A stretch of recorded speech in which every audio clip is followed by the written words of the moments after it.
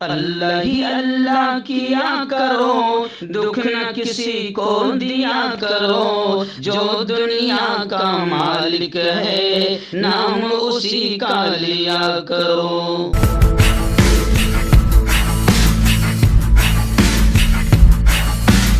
जोड़ों की पुरानी से पुरानी लाइलाज तकलीफ जैसे घुटनों का दर्द, पीठ और कमर का दर्द, कंधे, गर्दन और पैरों में दर्द के लिए संधि प्लस। अस्सलामु अलैकुम वरहमतुल्लाहि वबरकातुहू। नाज़रीन, इस्तकबाल है, स्वागत है आपका viral news live studio Jalgaon, Maharashtra, India में। मैं आपका मेज़बान मुफ्ती मोहम्मद हारून नदवी। आइए प्यारे मुल्क भारत की बहुत ही ख़ास बड़ी 10 अहम खबरों पर नज़र डालते हैं। जी हाँ नाज़रीन, सबसे पहले मैं अपील करूंगा जो साथी नए हैं और अभी तक इस बेबाक सच्चे चैनल से जुड़े नहीं हैं, अगर आप चाहते हो कि आपको मुल्क भारत की और पूरी दुनिया की सही और सच्ची खबरें देखने और सुनने को मिले तो फिर आप इस चैनल से जुड़ जाइए। सब्सक्राइब कर लीजिए हमारे इस चैनल को, बेल आइकॉन घंटी के बटन को दबा दीजिए ताकि हमारी हर वीडियो, हर खबर आपको आपके मोबाइल पर मिल सके। और हाँ नाज़रीन, हम हर रोज़ एक अपील करते हैं कि प्लीज़, एक प्राइवेट चैनल है और चैनल चलाने के लिए पूरी एक टीम काम करती है, बड़ा रुपया पैसा खर्च होता है। अगर आप चाहते हो कि ऐसे चैनल जो जुल्म और जालिमों के खिलाफ बेबाक बोल रहे हैं, अगर आप चाहते हो कि ऐसे चैनल मजबूत हो, बाकी रहें, आगे बढ़ें, तरक्की करें, तो प्लीज़ आप चैनल की फाइनेंशियल हेल्प, माली ताउन, माली मदद ज़रूर कीजिए। स्क्रीन पर हमारे चैनल का बैंक अकाउंट नंबर दिया जाता है और अगर आप ऑनलाइन पैसा भेजकर मदद करना चाहते हैं तो गूगल पे, फ़ोन पे और पेटीएम तीनों का एक ही नंबर है 9923223361। अल्लाह ने जो भी आपको ताकत दी उस एतबार से आप चैनल की मदद कीजिए, चैनल को मजबूत कीजिए। नाज़रीन, पूरा एक हफ्ते का मेरा दौरा गुजरात का था। जी हाँ, ज़ाहिर बात है कि कुछ जिम्मेदारियां हैं, एक मदरसे का भी ज़िम्मेदार हूँ, एक फाउंडेशन का ज़िम्मेदार हूँ, जमीयत उलमा का ज़िम्मेदार हूँ। तो ये बहुत सारी चीज़ें टारगेट पूरा करने के लिए कि भाई जमीयत को भी मैं कुछ दे सकूँ, फाउंडेशन के ज़रिए से भी कुछ काम हो सके। दारुल उलूम शेख अली मुत्तकी बड़ा इदारा है बुरहानपुर मध्य प्रदेश का, उसका मैं ज़िम्मेदार हूँ, तो उसका भी ताआवुन करता हूँ। और फिर एक भीड़ लगी रहती है गरीबों की, जिसमें हम लोग रमज़ान में ज़कात वगैरह अल्लाह काम करवाता है खूब। तो ये तमाम चीज़ों को पूरा करने के लिए एक हफ़्ता बाहर निकलना पड़ता है ताकि दोस्तों से मिलकर मुलाकात करके कुछ कलेक्शन किया जा सके। तो मैं पूरा एक हफ़्ता बाहर था, आज मैं अपने स्टूडियो में हाजिर हो चुका हूँ। दुआएं कीजिए कि अल्लाह इन तमाम मेहनतों को कबूल फरमाए, क्योंकि वहाँ से भी मैं सुबह उठकर पहले आपको खबरें भेज रहा था आवाज़ की शक्ल में, ऑडियो की शक्ल में। अब मैं खुद कैमरे के सामने आ चुका हूँ। आइए, पहली बड़ी खबर इस वक्त मेरे निगाहों के सामने आ रही है कि जहांगीरपुरी में जो फसाद हुआ, जो आतंक का नंगा नाच खेला गया, अब खुलकर ये बातें सामने आ रही है कि जहांगीरपुरी फसाद के लिए बीजेपी जिम्मेदार है। कलीदी मुलजिम जो है अंसार, वो खुद बीजेपी का लीडर है। आम आदमी पार्टी ने यह इल्ज़ाम लगाया है और आला सतह की जांच का मुतालबा किया गया है। मैं आपको बता दूं कि दिल्ली तशद्दुद में जहांगीरपुरी फसाद में 5 मुलजिमों के खिलाफ NSA लगाया गया है। नाज़रीन, इस वक्त बड़ी खबर आ रही है, जी हाँ, केरला से। केरला में PFI, popular front of India के लीडर शब्बीर के कत्ल के मामले में RSS के 3 कारकुनान को गिरफ्तार किया गया है। पॉपुलर फ्रंट ऑफ इंडिया और इसके सियासी विंग SDPI के मेंबरान के पलक्कड़ जिला में हालिया जो हलाकतें हुई है उनमें से एक में मुलव्विस थे ये लोग। इसी दौरान दूसरे वाक़े में भारतीय जनता पार्टी BJP और RSS के अरकान मुलव्विस थे। ADGP लॉ एंड ऑर्डर विजय साखरे ने कहा कि पालक्कड़ में PFI SDPI कारकुन के कत्ल के सिलसिले में RSS के 3 कारकुनान को गिरफ्तार किया गया है।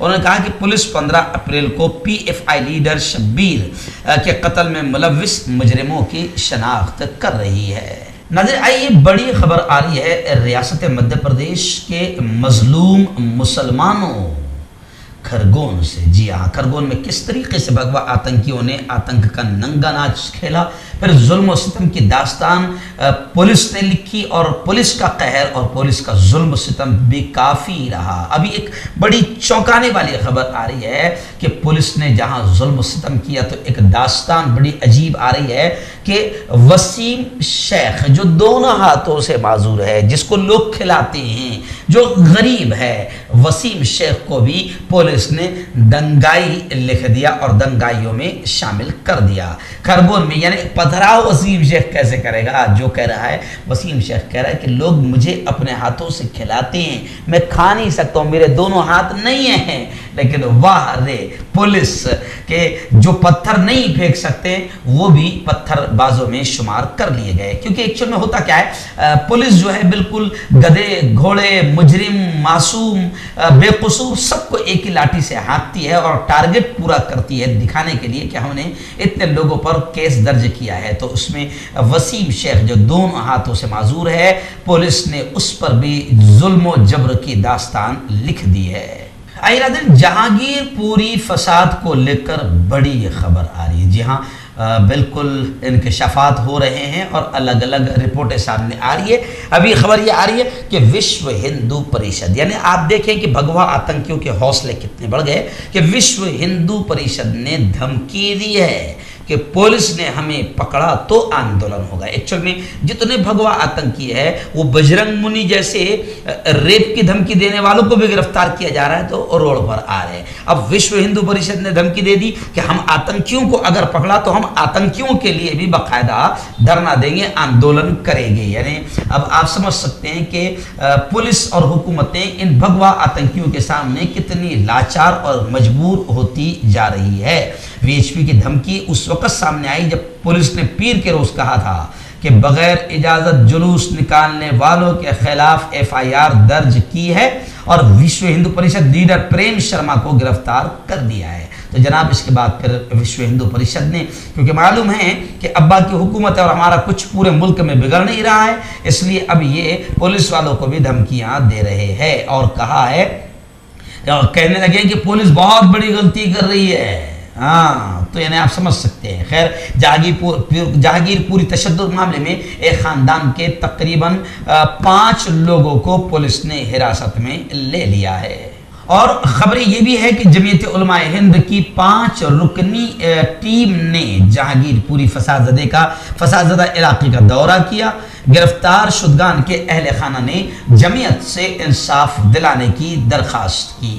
रियासत गुजरात के खंबात में आप जानते हैं कि हिम्मतनगर खंबात भी रामनवमी के मौके पर फसाद का शिकार हुए। जी हाँ, हालात वहां पर भी खराब हुए और वैसे तो पूरे मुल्क में भगवा आतंकियों ने सोच लिया है कि अब्बा की हुकूमत है, अपना कुछ नहीं बिगड़ रहा है, चलने दो, दंगे फसाद भड़काओ। जी हाँ, और पूरी तरीके से पीएम खामोश है, जिसकी वजह से इन भगवा आतंकियों के हौसले और बुलंद हो रहे हैं। और अभी ये खबर आ रही है गुजरात के आनंद जिला के खंबात इलाके से, जी हाँ, कि गुजरात फसाद के बाद दुकानदारों ने, नफरतें कितनी बढ़ गई इस खबर से आप अंदाजा लगाए कि दुकानदारों ने मुसलमानों को राशन देना बंद कर दिया है। जी हाँ, इस पूरे इलाके में, शकरपुर इलाके में मुसलमानों में डर और खौफ का माहौल है। कई लोग तो वहाँ से हिजरत कर चुके हैं। 300 से ज़ायद मुस्लिम फैमिलीज यहाँ पर रहती है, लेकिन फसाद के बाद से 40-50 अफरादी यहाँ पर अब रह रहे हैं। बकिया लोग खौफ और डर की वजह से हिजरत करके दूसरे इलाकों या शहरों में चले गए हैं।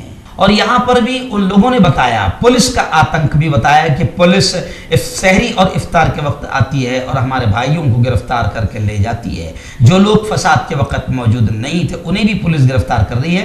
30 से 40 लोगों को अब तक गिरफ्तार किया जा चुका है। हमारी दुकानों पर भी बुलडोजर चलाया गया है। एक्चुअल में बुलडोजर बाबा जब से उत्तर प्रदेश में आए तो अब बीजेपी के अलग अलग जहां जहां बीजेपी की हुकूमत है वहां एक दूसरे से आगे बढ़ने की कोशिश कर रहे हैं तबाही में, कि देखो मैं उनसे भी ज्यादा तबाही मचाने वाला हूं। तुमने 2 बुलडोजर चलाए थे, मैं 4 बुलडोजर चलाऊंगा। जैसे मध्य प्रदेश के खरगोन में हुआ, सीएम शिवराज सिंह चौहान की हुकूमत ने जो है वहां पर बुलडोजर चलाया, तो अब बुलडोजर बाबा की घटिया हरकत यहां भी पहुंच गई, तो यहां के लोग काफी परेशान हैं और उन्होंने कहा है कि यहां पर अब हमें इतना डर लग रहा है कि आधे से ज्यादा गांव हिजरत कर चुका है। आइए नाज़रीन, लाउड स्पीकर को लेकर सियासत फिर गर्मा रही है। जी हाँ, एमएनएस के राज ठाकरे पूरी तरीके से, अपोजिशन का महाविकास अघाड़ी का कहना है कि पूरी तरीके से ये मरा हुआ शख्स बीजेपी के सपोर्ट से महाराष्ट्र में हालात खराब करके कुछ थोड़ा चमकना चाहता है।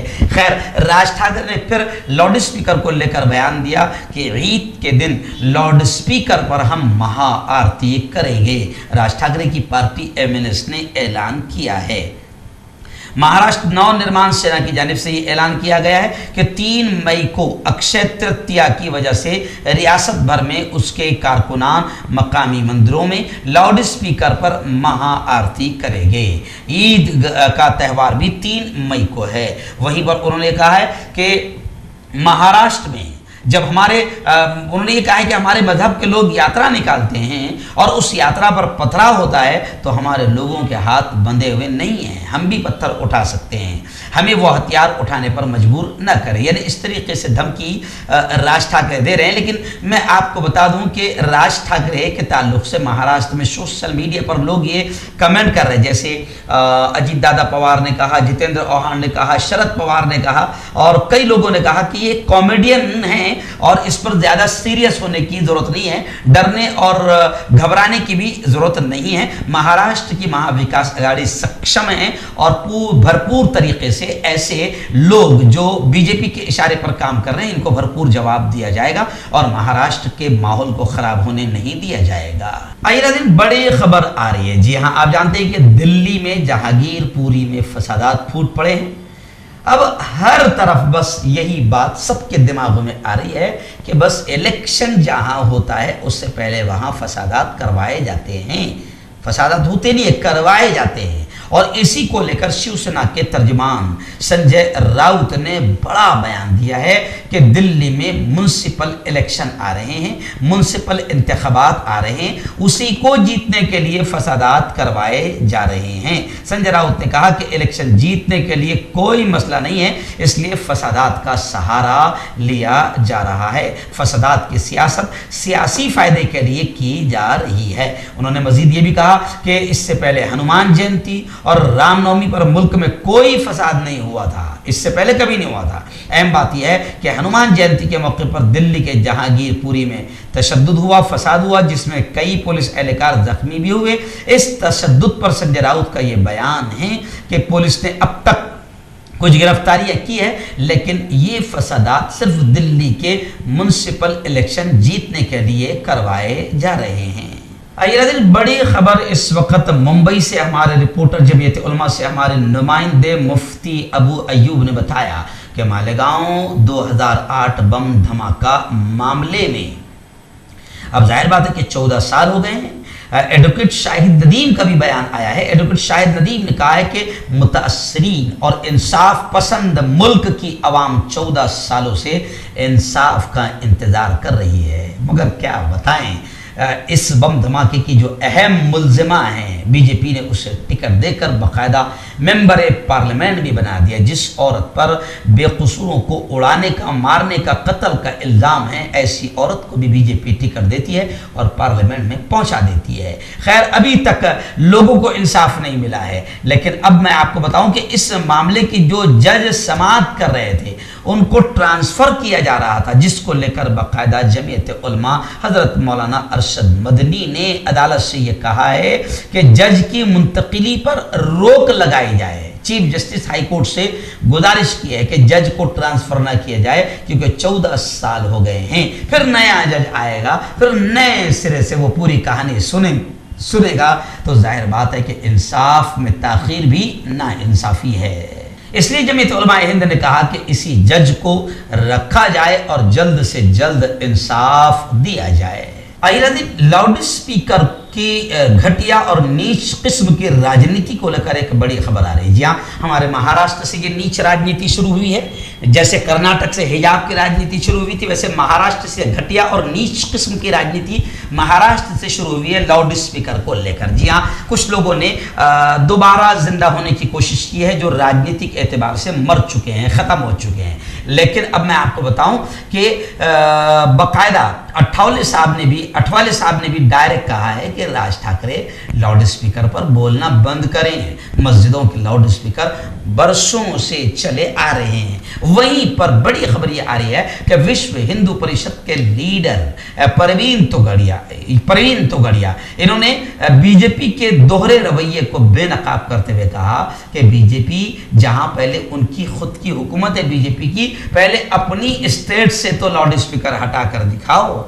यानी गोया के परवीन तोगड़िया ने भी कह दिया कि जहां बीजेपी की हुकूमत नहीं है वहां बीजेपी राज ठाकरे जैसे लोगों को इस्तेमाल करके अलग अलग ढंग से अलग अलग रियासतों में घटिया हरकत करवा रही है। तो इसलिए परवीन तोगड़िया ने गोया के बीजेपी का चेहरे पर से नकाब हटा दिया कि भैया जहां तुम्हारी हुकूमत है तो पहले तुम में हिम्मत है तो तुम पहले वहां के लाउड स्पीकर बंद करके दिखाओ। वहां तो जहां तुम्हारी हुकूमत है वहां तुम लाउड स्पीकर निकाल नहीं पा रहे हो, और जहां पर तुम्हारी हुकूमत नहीं है वहां तुम सिर्फ शरारत कर रहे हो और वहां के माहौल को खराब कर रहे हो, क्योंकि वहां के लोगों ने तुम्हें जलील करके, रुस्वा करके, लात मार के वहां से निकाला है। एक बड़ी अच्छी खबर मुझे लगी इसलिए मैं दिखा रहा हूं। जी हाँ, अल्लू अर्जुन आजकल सभी जानने लगे हैं, पुष्पा मैं झुकूंगा नहीं, ऐसा कुछ तो भी इसका डायलॉग है। तो उस पुष्पा की एक अच्छी खबर मुझे लगी अल्लू अर्जुन की, वरना मैं कभी फिल्म वालों की खबरें नहीं दिखाता हूं। जी हाँ, अल्लू अर्जुन ने साफ तौर से तंबाकू कंपनी के एड इश्तिहार विज्ञापन को ठुकरा दिया, ये कहकर कि मैं करूंगा नहीं, क्योंकि मैं जो चीज नहीं खाता उसकी ऐड, उसकी तशहीर क्यों करूं।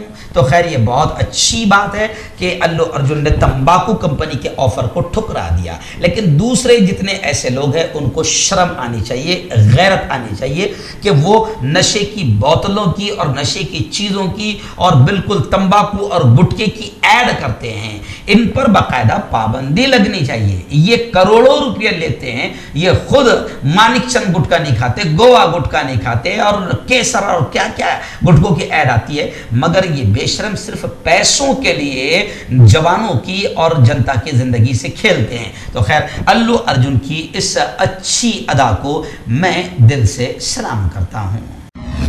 क्यों होता है जोड़ों में दर्द, क्यों रहती है जोड़ों में जकड़न, क्यों हो जाती है जोड़ों में सूजन, क्यों बन जाती है जोड़ों में गांठ, क्यों थम सी जाती है जिंदगी। जोड़ों की पुरानी से पुरानी लाइलाज तकलीफ जैसे घुटनों का दर्द, पीठ और कमर का दर्द, कंधे, गर्दन और पैरों में दर्द के लिए संधि प्लस प्लस एक संजीवनी बूटी की तरह है, या यूं कहे कि एक स्थायी इलाज साबित हो चुका है। लाखों लोग इसे अपना चुके हैं और दर्द पर विजय प्राप्त कर चुके हैं। जब हम नियमित रूप से संधि प्लस प्लस से मालिश करते हैं तो त्वचा इसे तुरंत ऑब्जर्व करके जोड़ों के सूक्ष्मतम अवस्था में पहुंचा देती है, जिससे जोड़ों में ब्लड का सर्कुलेशन बढ़ जाता है और जोड़ों के मांसपेशियों में मजबूती आती है, आंतरिक सूजन समाप्त हो जाती है, जिससे दर्द में आराम तो मिलता ही है, साथ ही साथ जोड़ों में नई शक्ति भी आती है। हमारे ये प्रोडक्ट ना कि किसी बाजार में मिलता है और ना ही मेडिकल शॉप पे, इसलिए इसे पाने के लिए अभी स्क्रीन के नंबरों पे कॉल करें और ऑर्डर करें।